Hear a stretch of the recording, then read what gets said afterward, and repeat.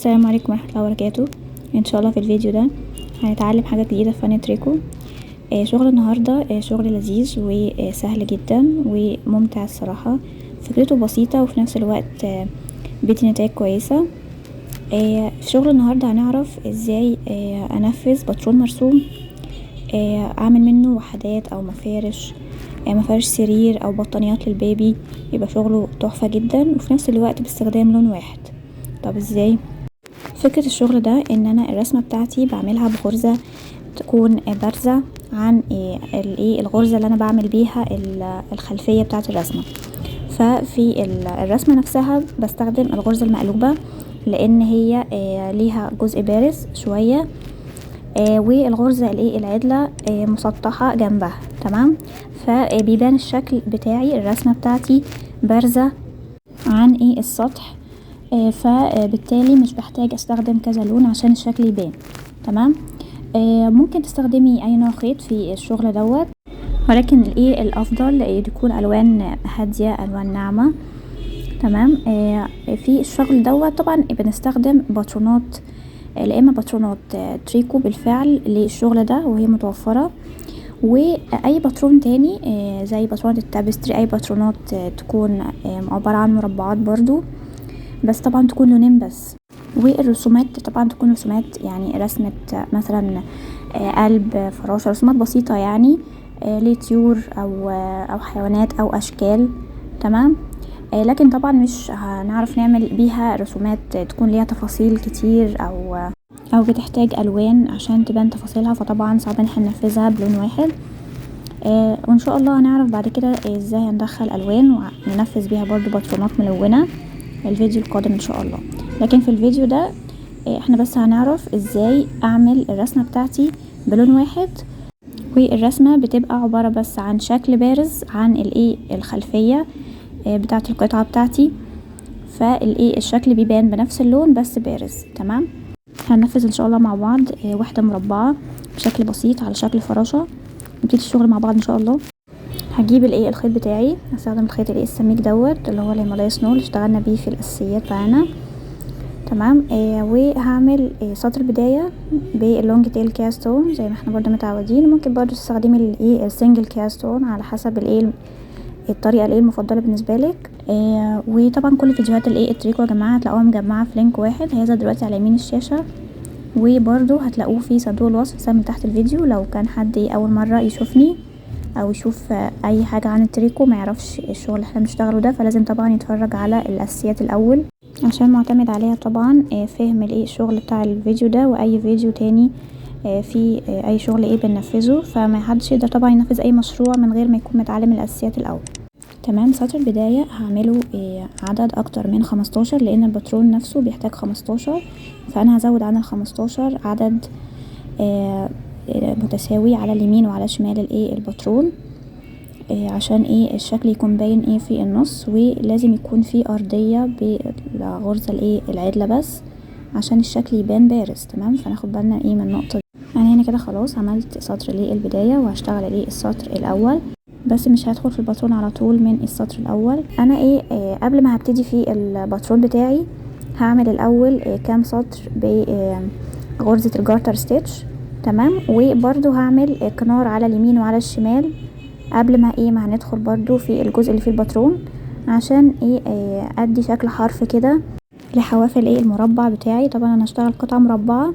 تمام. فانا هعمل زي برواز كده بس بغرزة الجارتر ستيتش.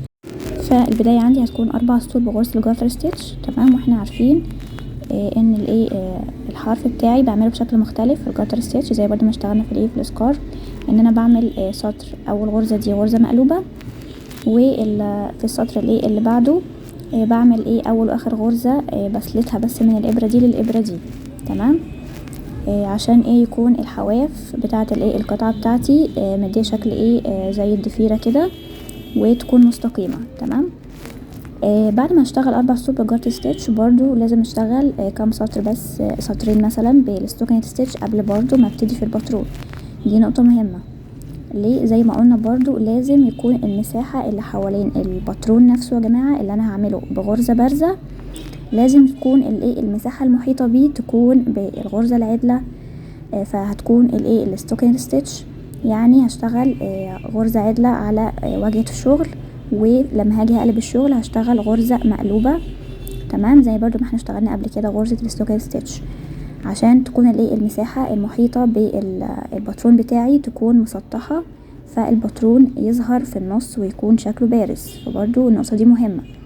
فبعد ما هشتغل ال4 سطور بغرزة الجارتر ستيتش، برضو هشتغل زيهم او على الاقل سطرين بغرزة الستوكينج ستيتش. تمام، وزي ما انتم شايفين انا سلبت الغرزة هنا على حرف الايه الشغل زي ما احنا اتفقنا، لان برضو حرف الشغل هيكون بالجارتر ستيتش. يبقى حرف الشغل انت مثلا هتحطي 4 غرز للكنار لو انت عايزه تشتغلي زيي. تمام، فهتشتغليهم برضو بالجارتر ستيتش، فهتشتغلي برضو لازم الحواف، يعني اول غرزة على اليمين هنا واخر غرزة على الشمال هنا لازم تعمليهم بالنمط ده. ان مثلا السطر الاول هتشتغلي الغرزة دي مقلوبة، والسطر اللي بعده اللي في ظهر الشغل هتشتغليه انك تسلتي الغرزة.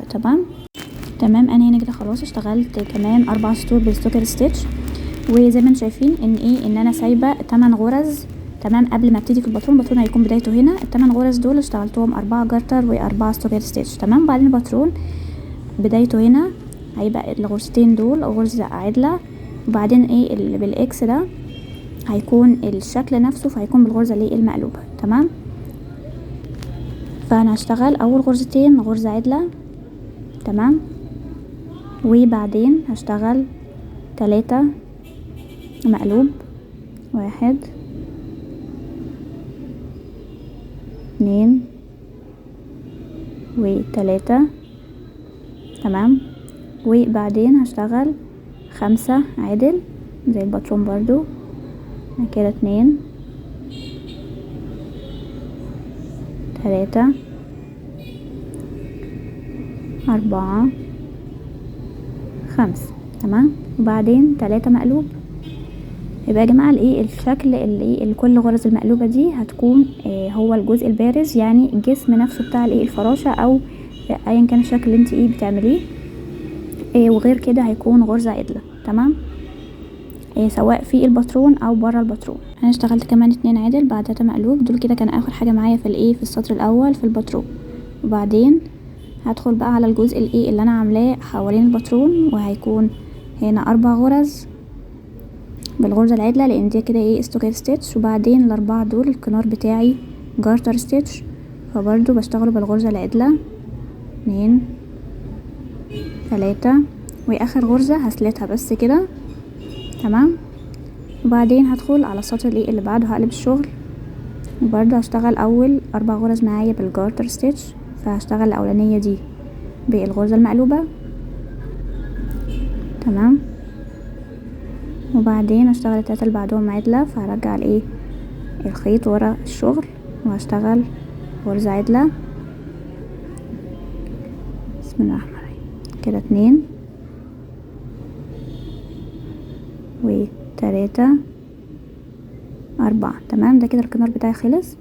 هدخل بقى على 4 غرز بعدهم اللي انا عاملاهم برضو حوالين الباترون نفسه، هشتغلهم بالستوكينج ستيتش. فالستوكينج ستيتش هنا على ظهر الشغل بشتغلها غرز مقلوبة. ستوكينج ستيتش يا جماعه زي ما احنا عارفين على الواجهه بتبقى غرزه عدله، وعلى الخلفيه بتاعه الشغل بتكون غرزه مقلوبه، عشان تديني الشكل بتاع الشكل الضفيره المسطحه ده. تمام، بعدين هدخل في الباترون. انا مشيت كده في السطر الاول، هطلع وهدخل كده في السطر التاني من الناحيه دي. طبعا هبتدي فاول حاجه عندي مربع الفاضي ده. تمام، انا بس انا اصلا مش موضحه هنا البدايه وهنا البداية. تمام، انا طبعا رسمه كروكي كده بس عشان مش كل شويه ابص الموبايل يعني. تمام، فهنا عندي غرزه واحده خلفيه الرسمه، وبعدين 5 في جسم الرسمه. تمام، ناخد بالنا ان انا هنا في ظهر الشغل بقلب الغرز، برضو النقطه دي مهمه. يعني انا اول غرزه معايا غرزه واحده دي اللي هي في ظهر او في خلفيه الرسمه كنت بشتغلها في السطر الاول في واجهه الشغل غرزه عدله، هنا هشتغلها مقلوبه. وبعدين جسم الباترون نفسه هنا بشتغل ال5 دول، كنت في العادي هشتغلهم 5 مقلوبة زي ما احنا اتفقنا، لكن عشان انا في ظهر الشغل هشتغلها غرزة عدلة. ليه؟ عشان انا عايزة الشكل في واجهة الشغل يكون بارز بالغرزة المقلوبة، فهاجي في الظهر هشتغل مقلوب المقلوبة اللي هو الغرزة العدلة عشان احافظ على الشكل في الواجهة هو شكل الغرزة الايه المقلوب. تمام، ناخد بالنا ايه من النقطة دي.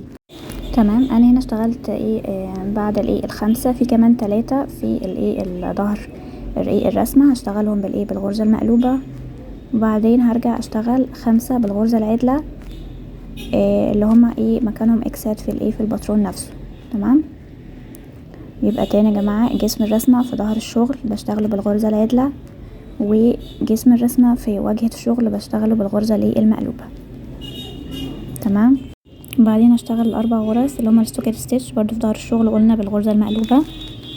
تمام، وبعدين ال4 دول جارتر هيكونوا بالغرزة العدلة كده 2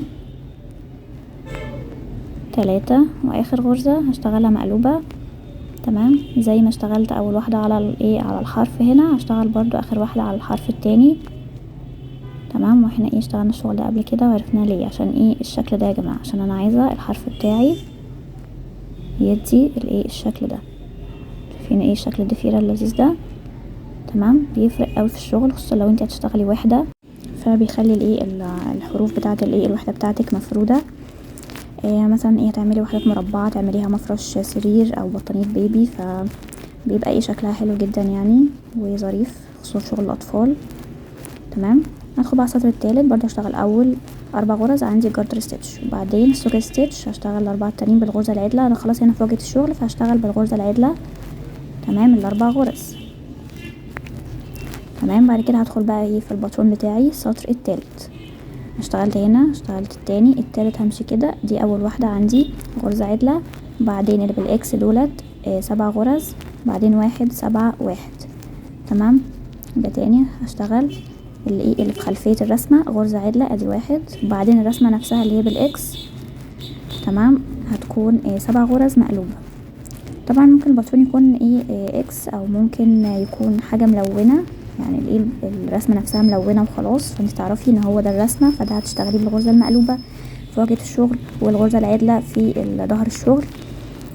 او ممكن يكون عادي بشكل غرزة التريكو، يكون المربع جواه نقطة، فتعرفي برضو ان الغرزة دي غرزة مقلوبة على واجهة الشغل وغرزة عدلة على ظهر الشغل. تمام، يبقى هشتغل 7 غرز مقلوبة، وبعدين غرزة عدلة، وبعدين تاني 7 مقلوبة وغرزة عدلة، يبقى كده ال15 غرزة بتوع الباترون خلصوا. تمام، وبعدين هدخل بقى على الجزء اللي انا عاملاه حوالين الرسمة، جزء بالغرزة الستوكين ستيتش، فهشتغل السطر ده بالغرزة العدلة ال4 غرز، وبعدين حوافل المربع هتكون بالجارتر ستيتش، هشتغلهم برضو بالغرزة العدلة. الجارتر ستيتش يا جماعة كده كده بنشتغلها عدلة سواء على الواجهة او على ظهر الشغل. تمام، برضو بنراجع المعلومات مع بعض. ودي اخر غرزة هسلتها بس كده، مش هشتغلها عشان انا في واجهة الشغل. تمام، وبعدين هدخل على السطر الرابع وهشتغل اول واحدة في الجارتر ستيتش دي مقلوبة. ادخل كده، ادخل لفة على الابرة وهطلع من الغرزة الاولانية، وبعدين هرجع الخيط ورا الشغل وهشتغل ال3 التانيين غرزة عدلة. تمام، وده كده الحرف المربع بتاعي اللي هو الجارتر ستيتش قلنا بالغرزة العدلة رايح جاي، هو الاختلاف بس في في الغرزة الاولانية على الحرف من هنا، والغرزة الاخيرة على الحرف من الناحية التانية. تمام، بعدين هدخل هنا على جزء الستوكيت ستيتش هشتغله بالغرزة المقلوبة عشان انا في ظهر الشغل. الستوكيت ستيتش نشتغل غرزة عدلة في واجهة الشغل وغرزة مقلوبة في ظهر الشغل. بعدين هدخل بقى على الباترون السطر الرابع، اشتغلت الاول التاني التالت الرابع اهو، عندي عندي غرزة واحدة، وبعدين السطر ده كله مقلوب 13 غرزة مقلوبة، وبعدين اخر واحدة عدلة. تمام، بس طبعا انا بعمل العكس لان انا في ظهر الشغل، فهشتغل اول واحدة دي بعد ما كنت المفروض هشتغلها عدلة، لا هشتغلها مقلوبة. بعدين كل الاكسات او لو كانت في الرسمة عندك معمولة نقطة جوه المربع يعني غرزة مقلوبة برضو، فهاجي هنا في ظهر الشغل وهشتغلها كلها غرزة عدلة. تمام، عشان عشان شكل ظهر الغرزة دي هيبان في واجهة الشغل او القطعة بتاعتي، هيبان شكله زي الغرزة المقلوبة، فعشان كده بشتغلها بالغرزة العدلة، لان انا يهمني واجهة الشغل هنا يا جماعة انها تكون كلها بشكل الغرزة المقلوبة في الرسمة في الباترون بتاعي عشان يكون الجزء بتاعها بارز عن بقية الغرز التانية اللي ملهاش علاقة بالرسمة. تمام.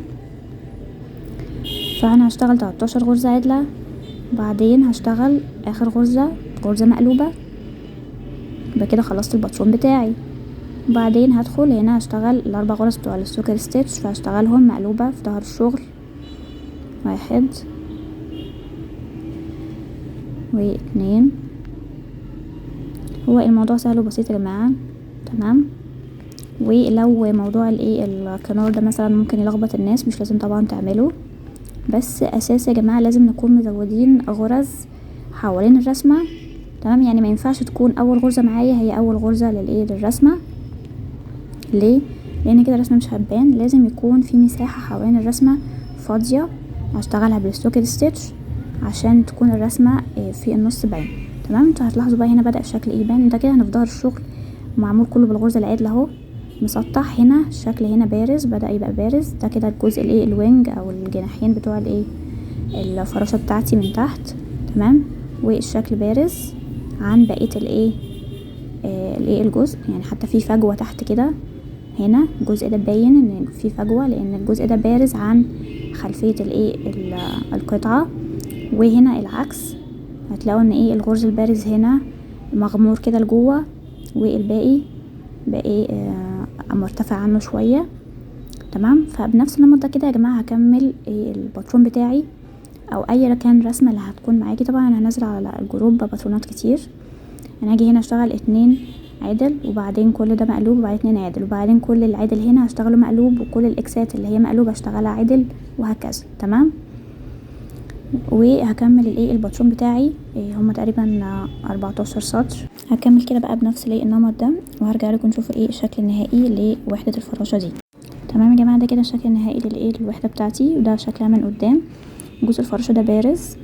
تمام. يعني انتي لو ماسكاها هتلاقيه بارز وهتجسيه بايدك، وده الظهر هتلاقيه داخل لجوه في نفس الوقت الجزء ده بارز. اتمنى ان اكون واضحة في التصوير. وبالطريقة دي يا جماعة نقدر ننفذ اي شكل او اي باترون، سواء تابستري او بيكسل او اي يعني باترون فيه مربعات، بس طبعا يكون مكون من لونين بس، او طبعا باترون التريكو للشغل ده، وهما بالفعل كتير، وانا ان شاء الله هنزل لكم كتير على الجروب. وهتلاحظوا ان هما رسومات بسيطة، كلها مثلا ورد، فراشات، حيوانات. تمام.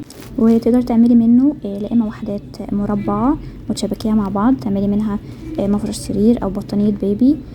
وكل الرسومات بتاعت الباترونات دي بتكون لذيذة ومناسبة جدا لشغل الاطفال. وطبعا الباترونات هنزلها لكم في بوست على الجروب النهاردة ان شاء الله بعد الفيديو. طبعا لينك الجروب برضو لو ما كنتش مشتركة فيه هتلاقيه في صندوق الوصف سهل تحت الفيديو. وبكده يكون الفيديو النهاردة خلص. لو حد عنده اي مشكلة في الفيديو، في حاجة مش واضحة بالنسبة له في الفيديو ده او اي فيديو تاني على القناة عندي، يسألني في كومنت طبعا تحت الفيديو، او يبعتلي شخصيا. كل لينكات التواصل هتلاقوها في صندوق الوصف سهل تحت الفيديو. وان شاء الله ربنا يقدرني ويوضح لكم الحاجة اللي مش واضحة بالنسبة لكم في الفيديو ده او اي فيديو اخر على القناة، عشان الناس تقدر تنفذ الشغل ويطلع مظبوط بأمر الله. اشوفكم ان شاء الله في فيديو جديد. دمتم بخير، مع السلامة.